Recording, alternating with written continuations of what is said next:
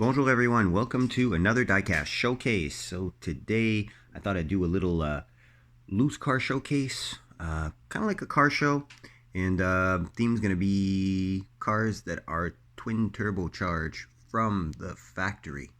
Thought that'd be kind of interesting, so just went and gathered around about 20 plus loose cars here, different brands, different countries of origin, different diecast manufacturers as well, of course. So without further ado, let us get started with some twin turbo machinery that are part of my collection and that I really enjoy. So first car we're going to be checking out is going to be a Hot Wheels release. Many color variations of this have come out over the years, and it's still, I think, a fan favorite for anybody that likes JDM. We're talking about this really nice Hot Wheels Nissan 300ZX.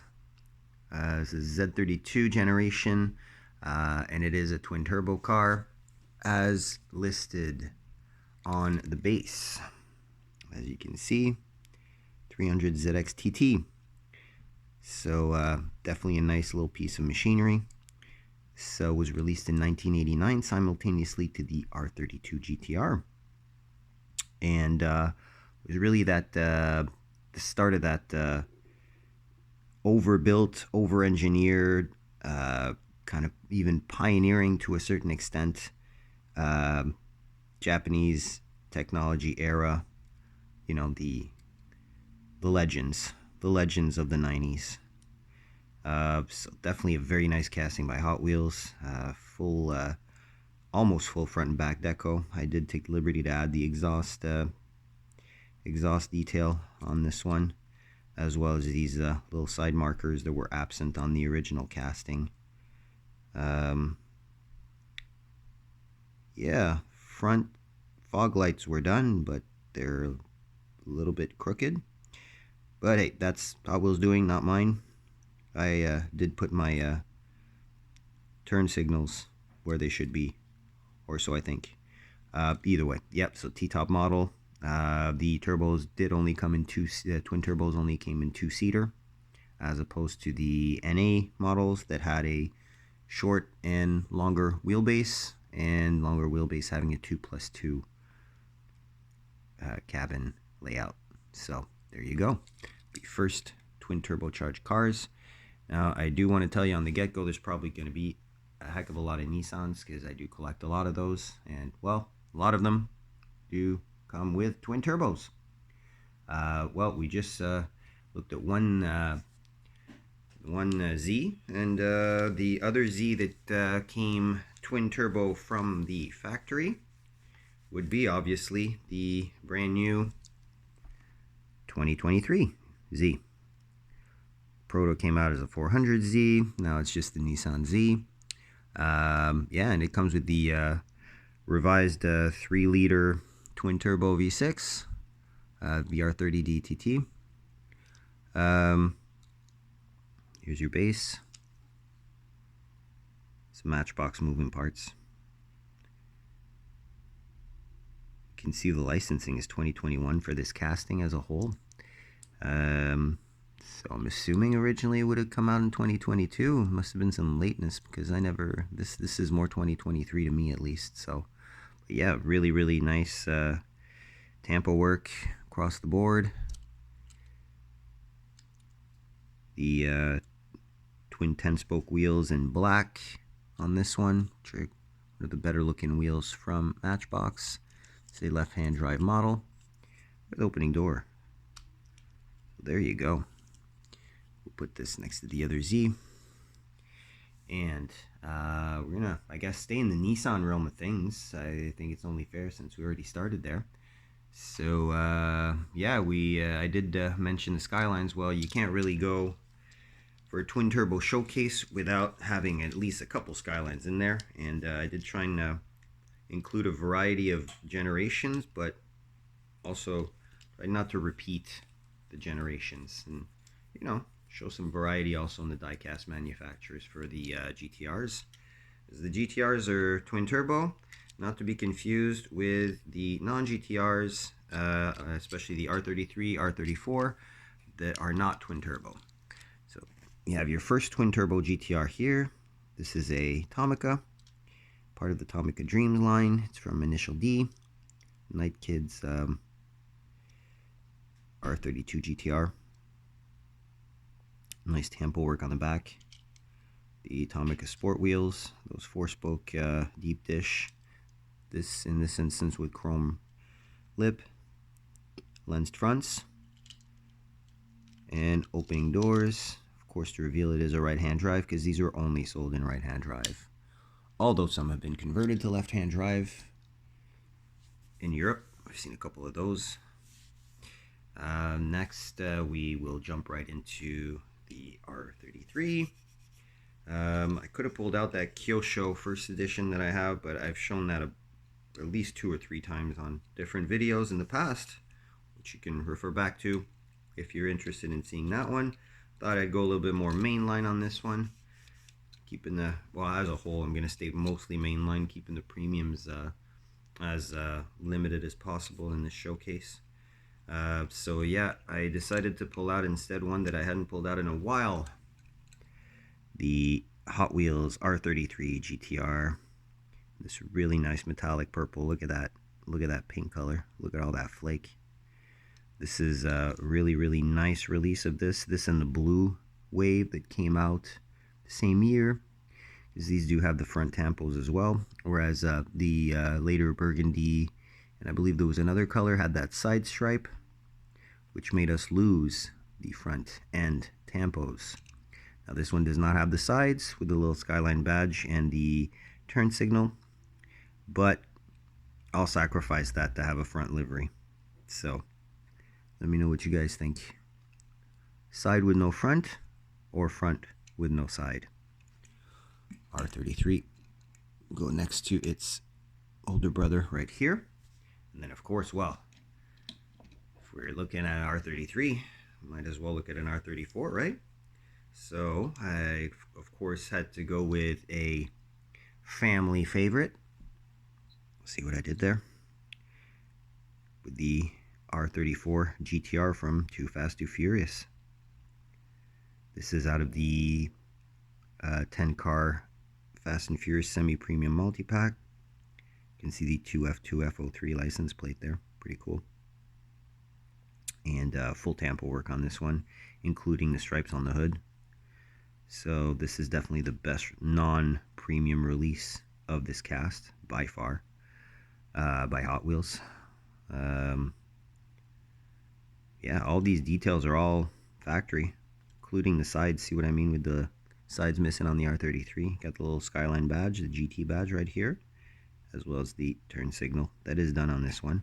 You got the chrome 10 spokes. Put that there. So obviously, to this day, the R35 continues the GTR legacy despite dropping the Skyline name. And of course, we have a couple of releases of current GTRs to look at. First one we did check out on a previous video not that long ago, but it's this really cool pastel yellow GTR. I believe this is a 2012 model, if I'm not mistaken, by Greenlight. This one is left-hand drive, and got the really cool factory-looking wheels. Look like Black Edition wheels, honestly. No, it would be probably more the premium wheels. And really well done. Really, really well done. I mean, obviously it's a Greenlight, so you know you can buy example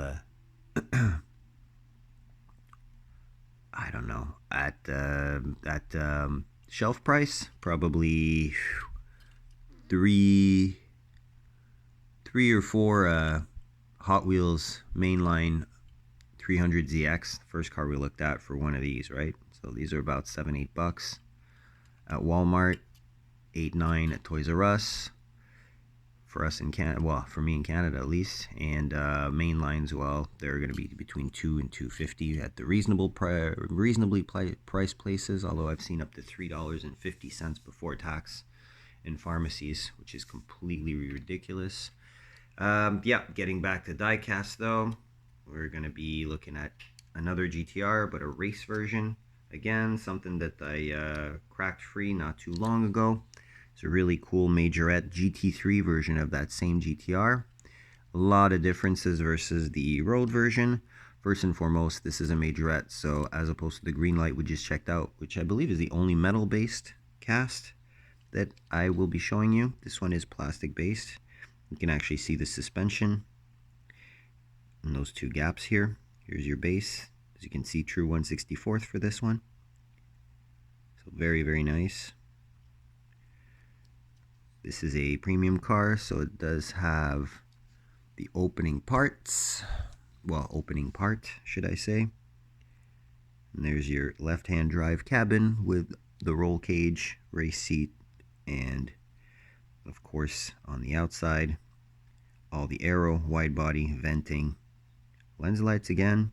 Very nice Nismo branded light livery. And you got that red line going all around, complemented by the Motul and Ray's Engineering sponsorships right there. Side mirrors on this one, whereas the Greenlight did not have side mirrors. And here's your rear. Again, Nismo, GT3, GTR, and Nissan badging. The exhaust, as you can see, is absent. And yeah, you've got almost flat under tray here. Well, besides all the writing, obviously. So, and there you got those really nice, at least I find, plastic wheels that are double 6 spokes. They're concave with the chrome lip. Pretty nice model. And there you go. That goes really well with the Greenlight, as they're both pretty much 1/64th scale, true 1/64th scale. So we went through all the Nissan. Now, of course, one cannot have a twin turbo car showcase without a couple twin turbo Toyotas. And we're going to start with the obvious, because, you know, why not? We've got here a JZX80 Toyota Supra, the Mark IV. It's a mystery model, I believe from 2019 or something like that. I did add a couple custom touches on this one. Centers here for the wheels I did in orange to complement the orange lip. Did add the front lights, blacked out the center grille. More or less regret it, because I know these fetch a good price basically, but hey, I'm not letting go of it. So got the rear lights that I added there as well, and the exhaust also that I just added the tips. So, you know, just a little couple details just to make it a little bit more realistic, because normally mystery models from Hot Wheels will have very nice liveries, but they will skimp out a little bit on the actual details that you'd want on the car if we're talking about lights and whatnot.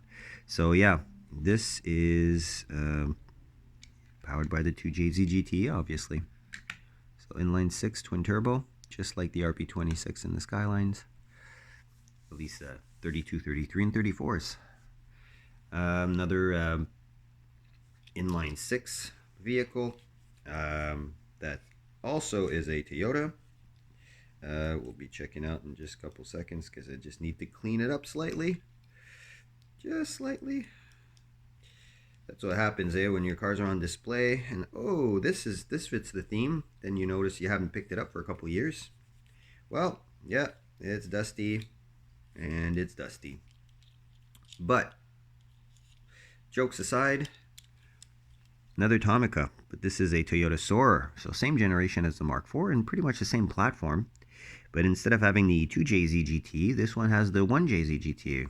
So the 2.5 liter version, they're both rated at the same horsepower because of that gentleman agreement. So 280 PS, 276 horsepower. This is a police version, as is pretty obvious. Yeah, this is an older, very much older eBay pickup. You can notice it's an older wave as well because the lights are chrome as opposed to being, you know, like clear, like most modern Tomicas would be, including the R32 GTR we checked out before. This one does have lensed rear lights, which is kind of a rarity, at least in my experience. You have the older school police strobes, and of course, opening doors, and of course, left-hand drive. Very weird steering wheel position, but that was a thing. If you go back 15, 20 years, most Tomicas did have that kind of setup. It has a metal base. There you go, copyright 1992. Scale 165, so not quite 164.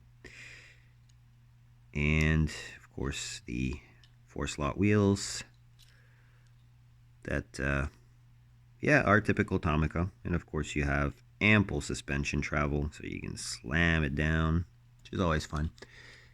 All right, next Tomica police car we're going to be checking out.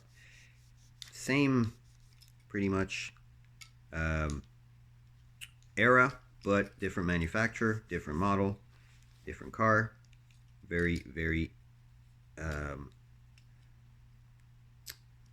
well, similar, well, pretty much the same setup if we're talking about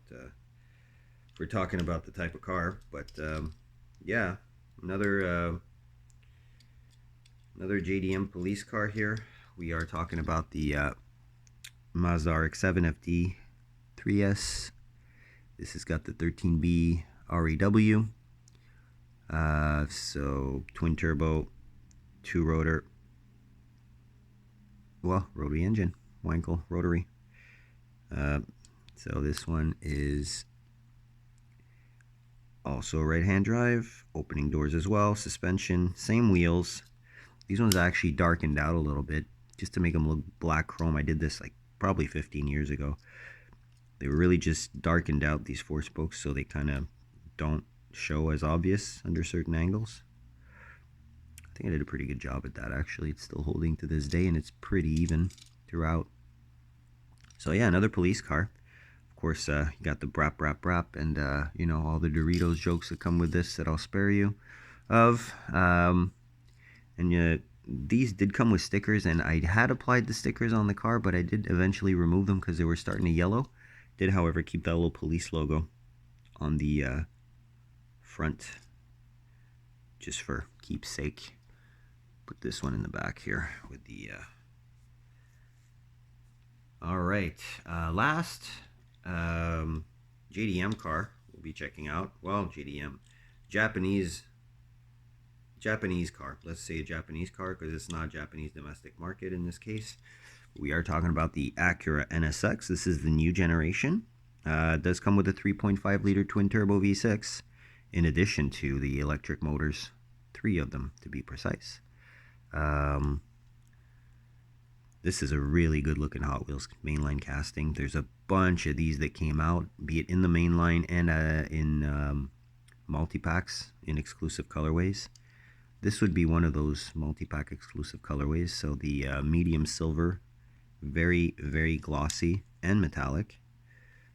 The clear coat on this is exceptionally nice. And you know, a nice silver is always good color choice. Dark gray wheels, which always complements silver well. This is a left-hand drive, and as you can see, it is Acura badged as opposed to Honda badged on other markets. Very nice tampo work, and these always have really nice tampo work. All of the releases, all of them. So, yeah, very nice. Jumping right into the European cars.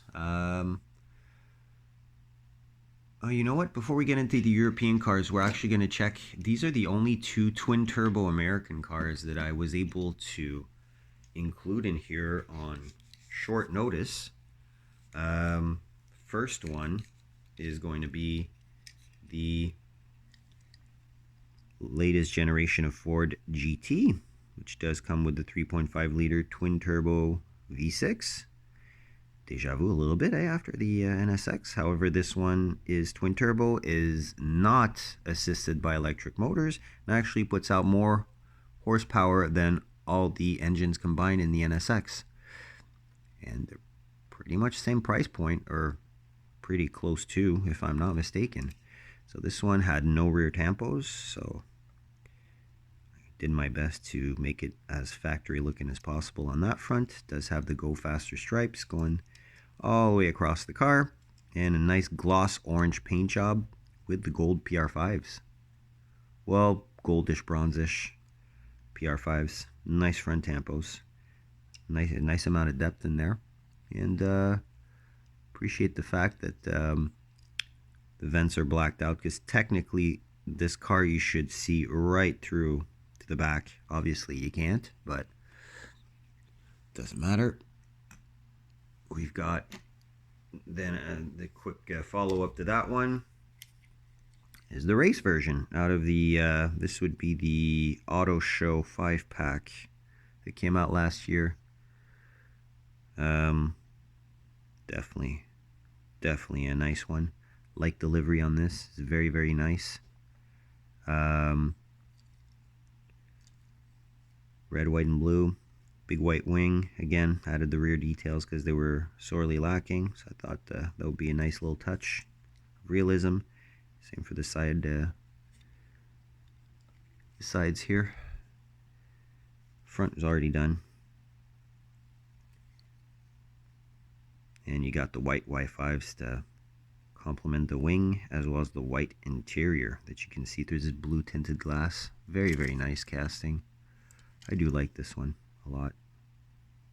2016 Ford GT race, so put it right next to its street counterpart right there. The only Italian car, actually I have two Italian cars I'm going to show you, but I'm going to keep those for later. We're going to jump into the UK trio that I assembled here. 3 different brands, 3 very different type of twin turbo cars.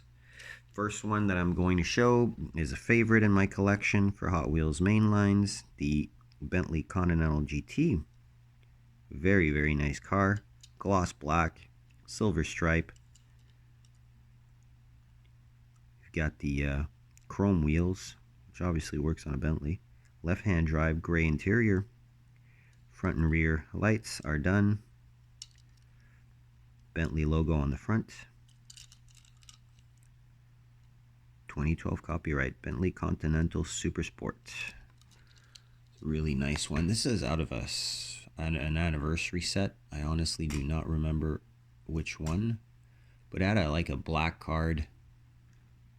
I took it out of package because the card was really, really not in good shape, and I really want to get a Bentley Continental GT loose anyways, so there you go. Big W12 twin turbo all-wheel drive, very heavy car, very fast. And yeah, on the other realm of things, I guess you could say, we've got this guy here, McLaren P1 in purple, multi-pack exclusive.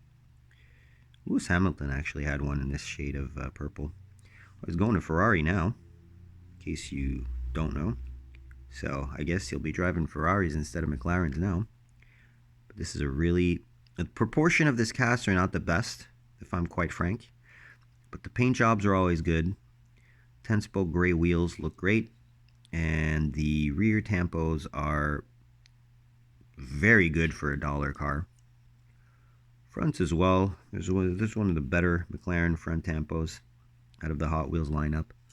And yeah, multi-pack exclusive color on that one. Last UK car we're going to be checking out is pretty much, you know, I guess the grandfather of UK hypercars at this point. Jaguar XJ220 with the twin turbo V6. This originally was supposed to be V12 naturally aspirated and all-wheel drive. Ended up being V6 rear-wheel drive twin turbo, and was very, very briefly the fastest car in the world before the EB110 came out, Bugatti. And then basically that was the fastest car in the world for a very short time before the McLaren F1 came out, and that stayed the fastest car in the world very, very, very, very long. So this one is a very nice one. It's got some race livery going on. It's got the TWR style fixed lights, prancing leopard on the side, or Jaguar, should I say? Leopard. Wow. Okay. Again, that dark gray color on those lace wheels that are staggered. It's an old cast. It's been out for a couple decades now. Yeah, and I did take the liberty to add those little front indicators. Blacked out the grille a little bit because it needed it. And technically, I should be adding lights in the back here, but didn't think that was necessary. Did, however, take the time to add a little bit of black in here to add some contrast to where air should be passing through the wing. So from the back, that looks a little bit better.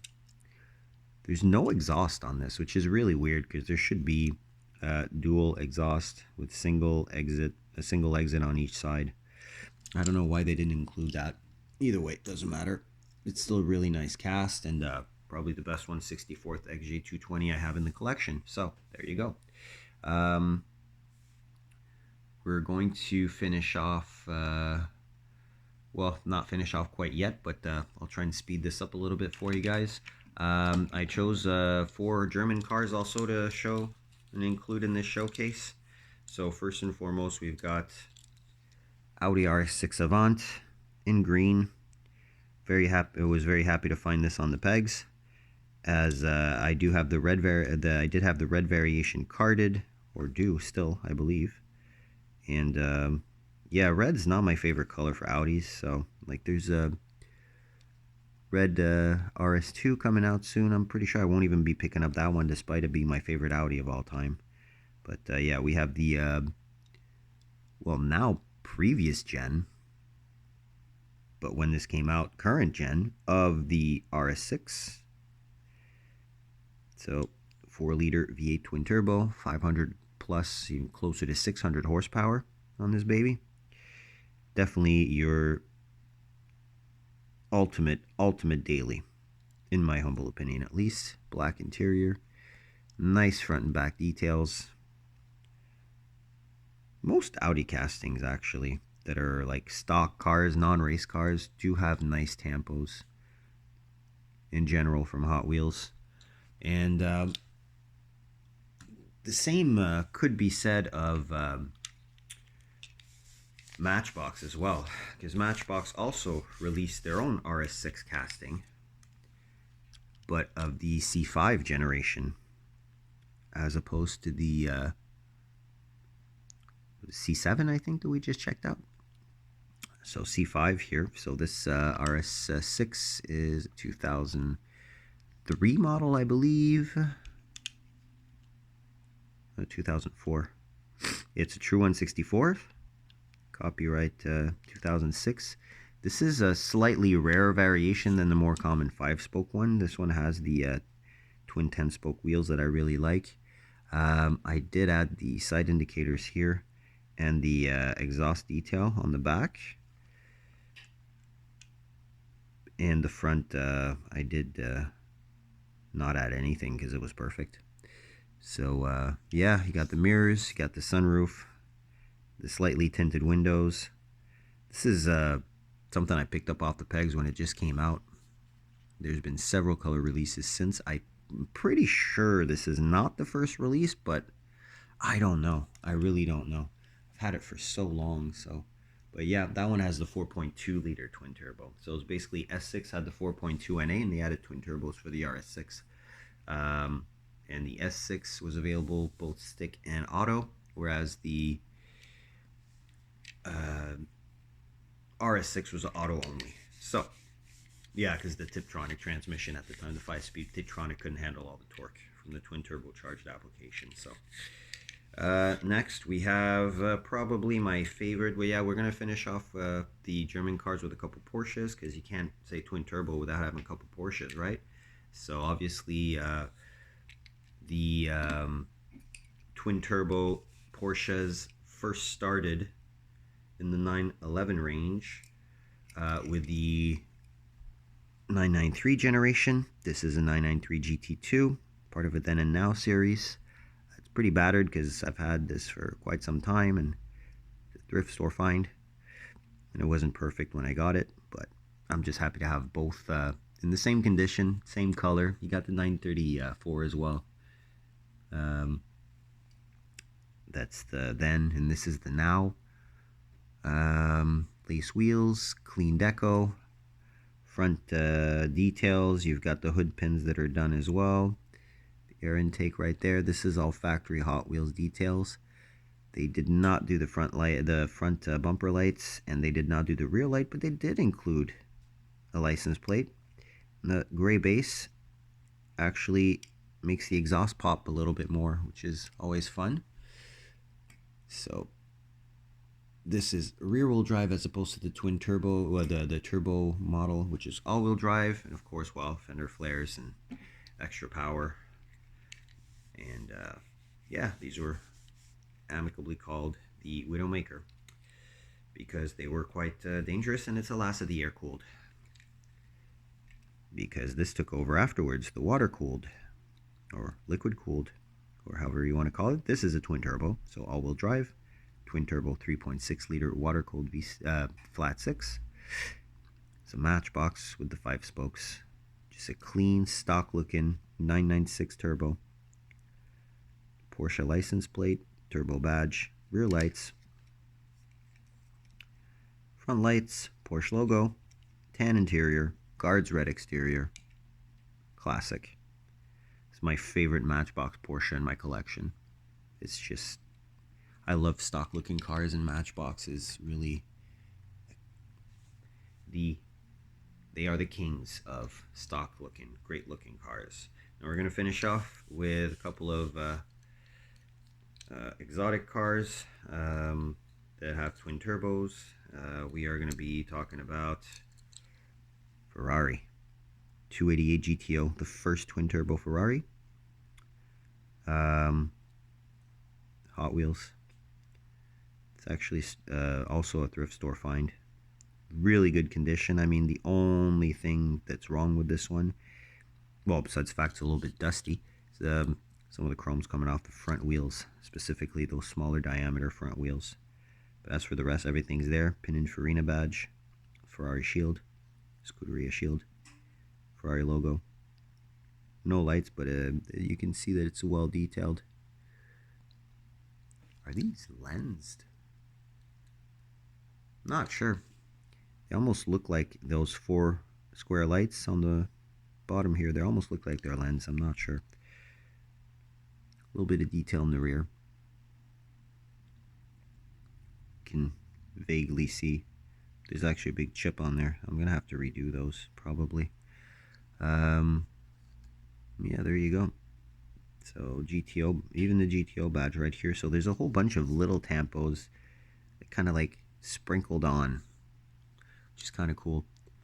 And last piece we're going to be looking at to conclude this, nice vintage piece, and again a continuation of the car we just looked at. We're going to be looking at this vintage Majorette Ferrari F40 with the hugest Ferrari badge you've ever seen on an F40 for sure, and the widest wheels you've ever seen on a Ferrari for sure. But this is a metal on metal, suspended. I mean, there's not a whole lot of wheel travel, but the suspension is still there. You can see it's a larger scale, 158th or 156th, 158th. And it's not a made in France, but it's got the opening front, and you can already see the twin intercoolers for those twin IHI turbos that came with this little 2.8 liter V8, carried over from the GTO, but somewhat perfected with a higher power output. And it's almost mint. So vintage Majorette for you to finish off this nice little showcase. Hopefully you did enjoy checking out these twin turbo cars with me. A little bit of a longer video than I originally anticipated, but got a nice full table for you here of a very diverse selection of twin turbo cars. So like, share, subscribe. Hopefully your day goes well, or your night, your evening, your afternoon, wherever you are in the world, and stay safe out there. Happy hunting. Take care. Catch you on the next one.